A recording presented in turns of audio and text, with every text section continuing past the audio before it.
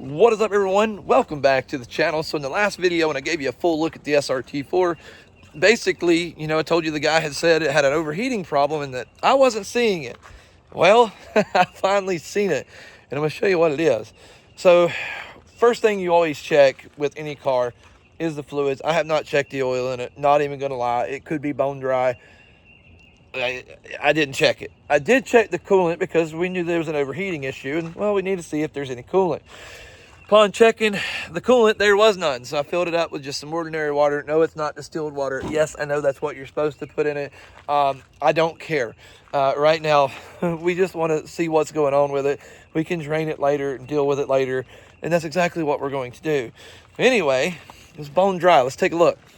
We came over here, and we went to pop this radiator cap, and this little sucker right here was pointing up, so I smashed my finger, hurt like a son of a gun, said some words I probably shouldn't have said, and then we got this cap off, and as you see, it is, again, it's bone dry. So we're going to put that back on, no need to add water. If we do that, then it won't have the overheating problem we were told about.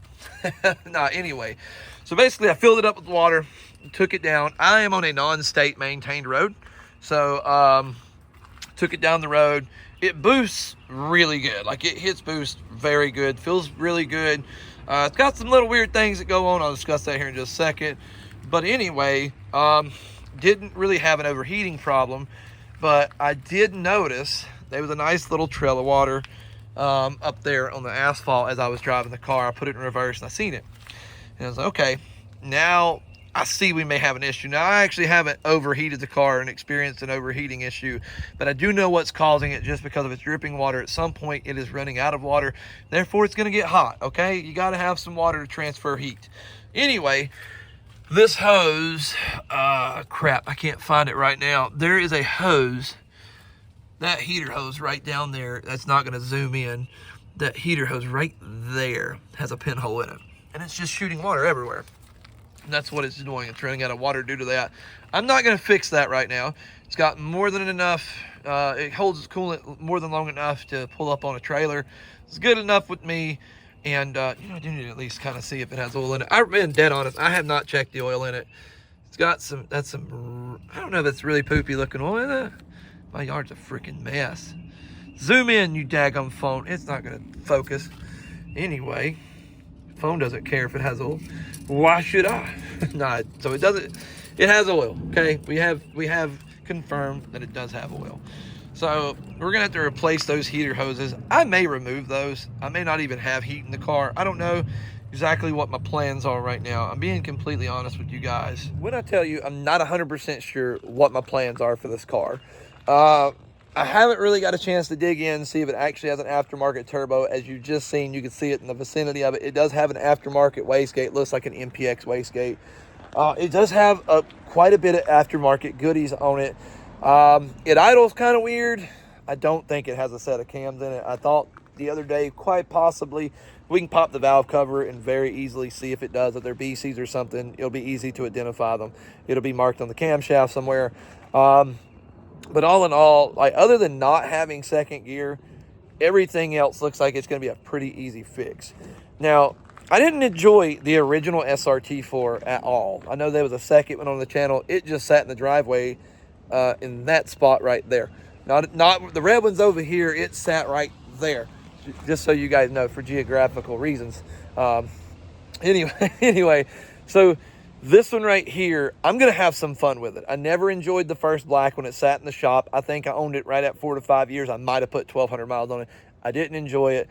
I didn't want to mess it up. I really enjoyed that car to the point I didn't want to mess it up, have to fix stuff. I wanted to have it to have. This one, we're going to have some fun in. I'm already looking at picking up a PTGT engine.